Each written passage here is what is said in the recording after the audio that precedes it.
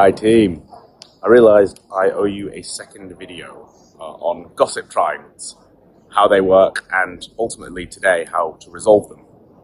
You might remember that a gossip triangle is when one person comes to another, perhaps a business leader or a colleague, and says, hey, I really have an issue with the way person B is behaving. I think it might be that they believe they're, selling into their territory. Or it may be that they think they behaved badly recently at a work party or something like that. And so they've kind of, instead of letting it fester up inside, they're sharing it with someone, which is the right thing. But the problem then becomes if that business leader or colleague goes and talks to the other person, it becomes a who told you that, or a he said or she said, and ultimately then that person goes back to the first person and says, hey, I hear you've been saying this. And it becomes an antagonistic and gossipy triangle, which is exactly what businesses should avoid. So how do you, as a business leader or a colleague for whom is sort of receiving the gossip at first, what's the best way to deal with it?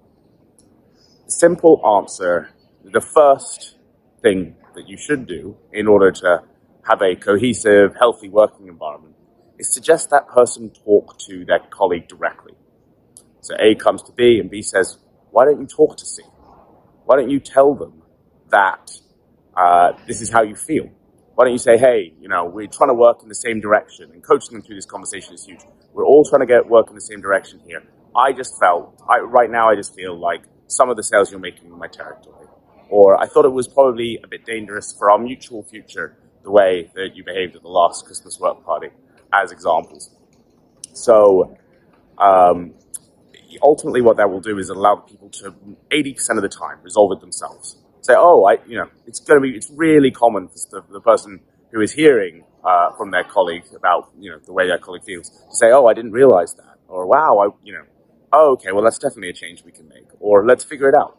So 80% of the time the problem will then resolve itself to an extent with the two parties directly talking about how they're thinking and feeling. The other 20%, you as the third party may need to step in and mediate and say, hey guys, we need to put a process in place here. Let's sit around this. Ultimately, reminding everyone, you're all working towards the same end goal. Almost everyone wants their sales culture to be great and wants all their team working together and pulling together. So, with a lot of suggesting that people just talk to each other about how they're thinking and feeling, and maybe a little mediation in the most difficult times, you can have an amazing sales culture in the business. Appreciate you all.